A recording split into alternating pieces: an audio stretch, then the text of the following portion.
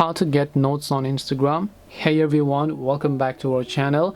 In today's video I will guide you through the steps on how you can get notes on Instagram, so make sure to watch the video till the end.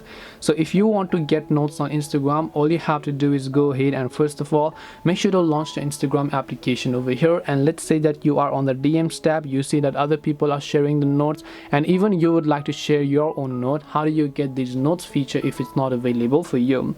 For this, just come back to your Play Store over here, and when you come back to your Play Store, you should be able to find the update button next to your Instagram app. If you see an update button there, make sure to tap on it in order to update it to the latest version. And also keep in mind that even after updating it to the latest version, you still don't see this feature. It simply means that it isn't available in your region, and you might actually want to wait a week or two in order to get this feature for you. And this way you can get notes on Instagram.